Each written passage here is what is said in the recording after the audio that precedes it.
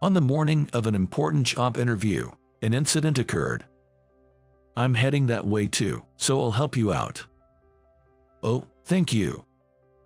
An elderly woman struggling with a large suitcase. I immediately offered to help, taking half of the load. So far, so good.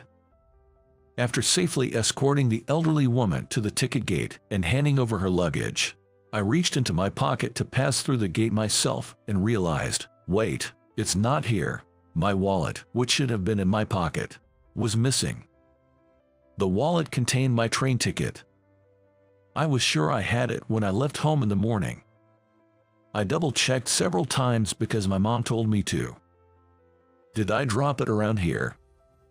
I frantically looked around, but there were too many people to see it anywhere. With so many people walking around, it was impossible to find the wallet.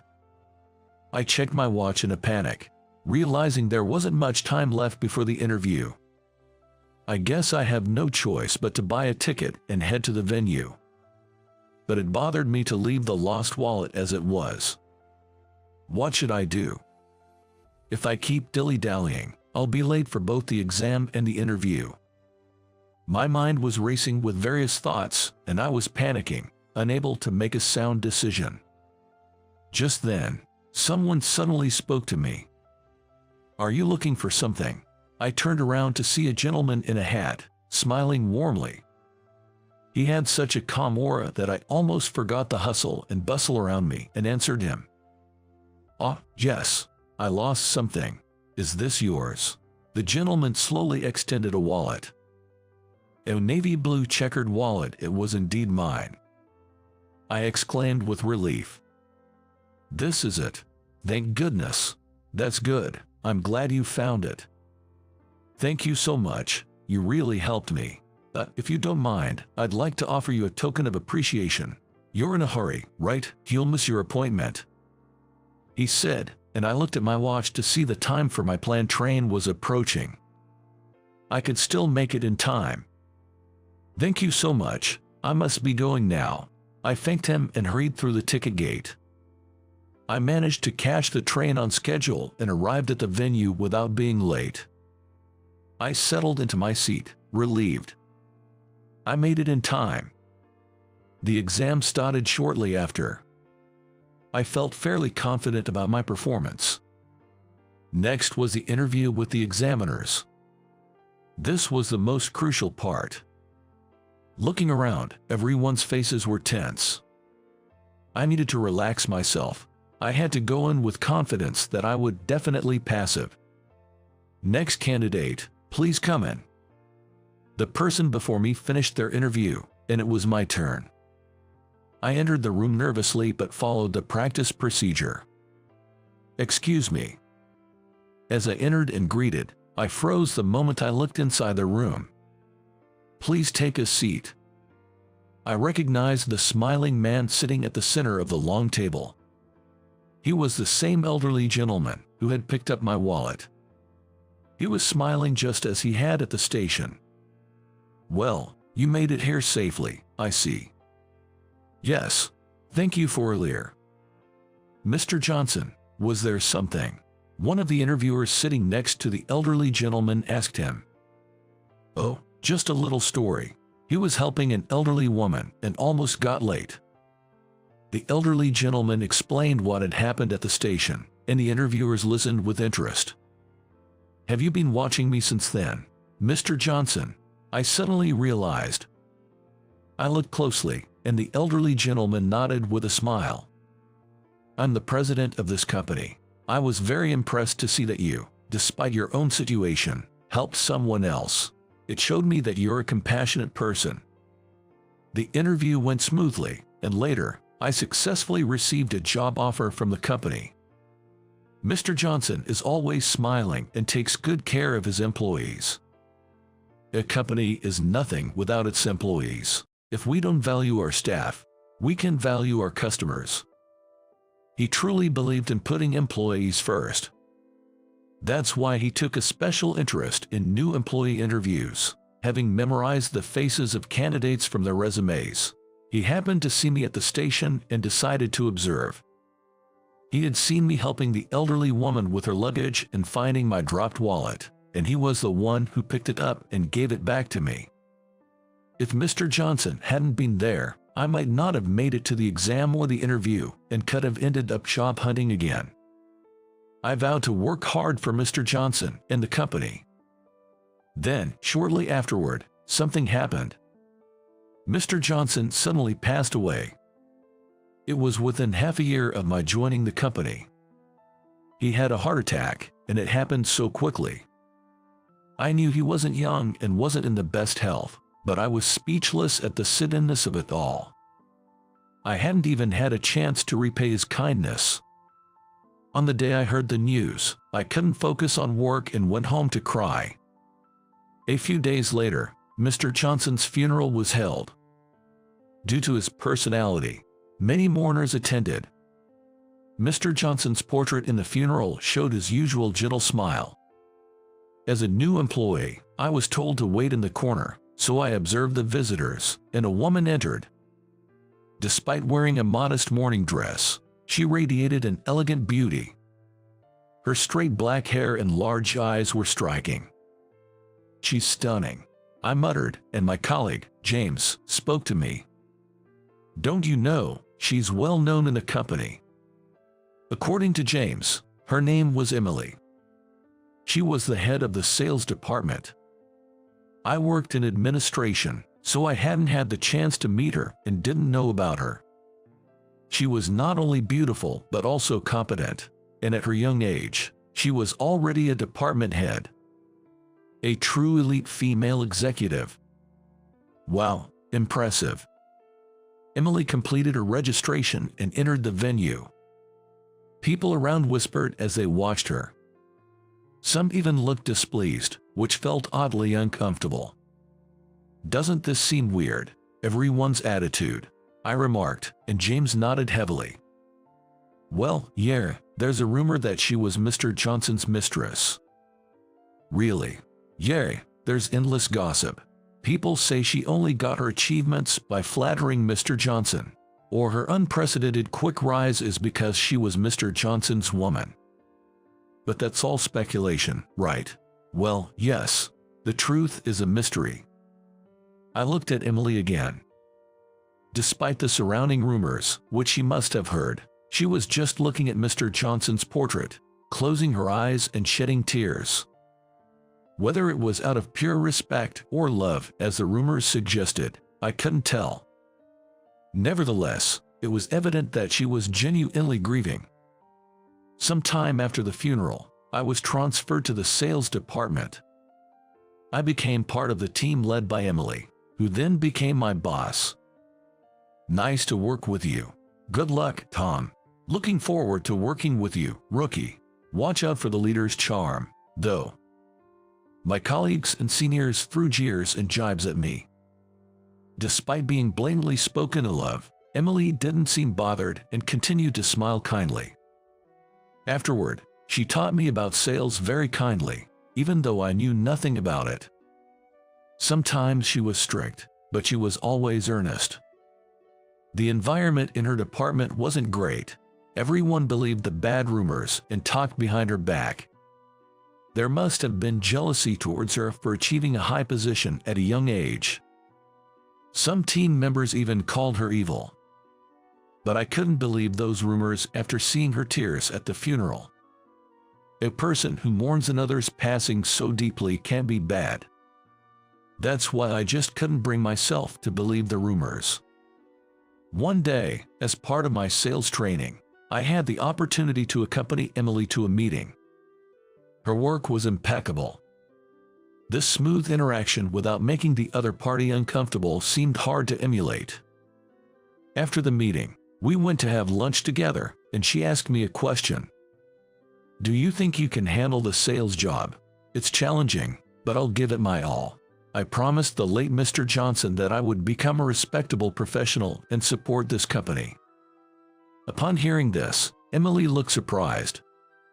"To the late Mr. Johnson, it's challenging, but I'm doing my best.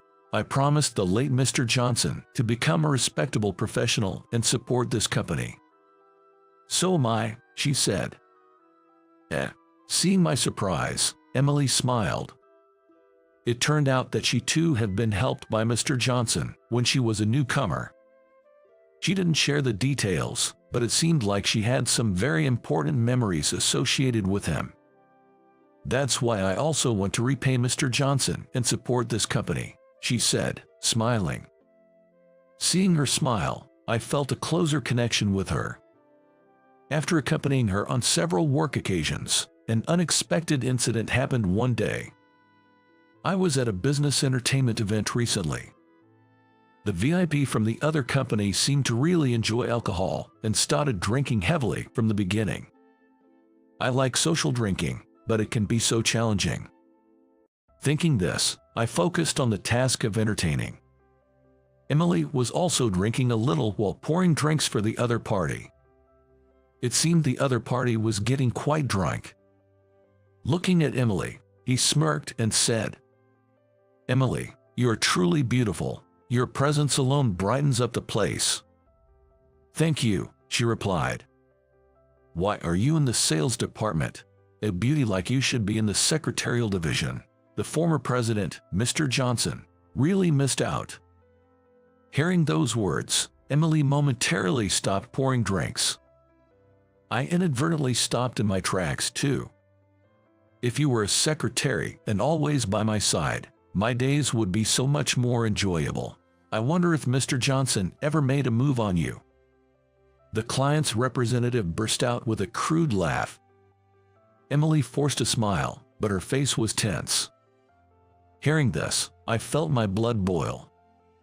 His words towards Emily and the disrespectful remarks about her Mr. Anderson were too much. I couldn't hold back any longer. A part of me was screaming to stop, but my anger took over. I slammed the table, stood up, and shouted, "Don't you dare insult Mr. Johnson and Emily." I then splashed a pint of beer right in the client's face. For a moment, everyone around was stunned, not understanding what had happened. The client, drenched from head to toe, looked shocked. I don't remember much about what happened after that. Later, I was called in by the new president, Mr. Anderson, and was disciplined. I was fired. I don't recall what I did after that incident, but it seems I vented my righteous anger, upsetting the client greatly. Emily tried her best to defend me, but they said as long as I was with the company, they would cease all business dealings. "You're not entirely at fault, but please understand," he said. "Yes, I'm sorry for the trouble I caused. Thank you for everything up until now," I replied. I apologized to Mr. Anderson, who looked troubled. Thus, my career as a working professional ended less than a year after it began. My seniors and colleagues were sad to see me go and wanted to throw a farewell party, but I just accepted their good wishes. It wasn't a great ending, but I felt somewhat relieved. I wanted to protect the honor of Mr. Johnson and Emily. I don't regret it because it was for that reason. I might have let my anger get the better of me, but there was no falsehood in my actions. Well, it can't be helped. I need to start looking for a new job. As I thought about what kind of job to look for next, I headed home. Soon after, I started searching for a new job and managed to land some interviews. Before leaving home, I checked multiple times for anything I might have forgotten, and as I walked to the station, I couldn't help but look around, half expecting to see that old gentleman again. There's no way he's here. I chuckled to myself and was about to enter the station when an elderly lady with a big bag approached me, just like last time. "Excuse me, could you tell me where Platform 5 is?" "Platform 5 is over there. I'm headed to Platform 6, right next to it. Shall we go together? I can help with your bag." "Oh, thank you, I appreciate it." I took half of the old lady's bag and started walking. After guiding her to Platform 5 and seeing her off, I checked my watch and realized I had plenty of time before my train. Leaving early had paid off, ensuring I'd be prepared for any unforeseen circumstances. I was confident everything would be fine this time. Even if I had lost my wallet again. What? The wallet I thought I had put in my pocket was gone again. It's not here. Not again. This can't be happening. It's absurd. I've been so careful since the last time and never lost it once. So why today of all days? Trying to calm my near panic, I took a deep breath. Calm down. I have time today. Let's search methodically. As I looked around, suddenly someone tapped me on the shoulder. Whoa! I let out a loud exclamation. The person who tapped me also seemed startled and let out a small scream. I recognized the voice and quickly turned around. You scared me with that loud voice. Emily. It was Emily, standing there. She was not in her usual suit, but in casual clothes. Why are you here? This station wasn't near her home. As I looked puzzled, Emily held out a wallet. It was mine. You dropped this. Oh, thank goodness. Thank you.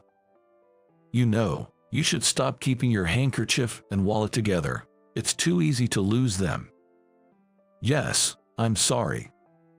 Really, it's a good thing I happened to see it. Emily sighed with a wry smile. Why are you here, Emily? Do you have the day off? When I asked, she nodded slightly. I actually quit my job. What? Why? Since you left, the company's policies have changed a lot. I started feeling like they weren't a good fit for me, especially since they're not continuing the vision of the previous president, Mr. Johnson. That's why I handed in my resignation. The current president, Mr. Anderson, tried hard to stop me, but my mind was made up. Then, people who used to spread rumors about me suddenly started apologizing. Some even turned over a new leaf and became kind. Emily laughed, her expression surprisingly light. So, I thought, if I was going to be at that company, I might as well start my own. A company that carries on Mr. Johnson's legacy. What do you think? Good idea, right? She smiled. That's amazing. I was waiting for you at the station. James told me about you. Why me? When I asked, Emily beamed.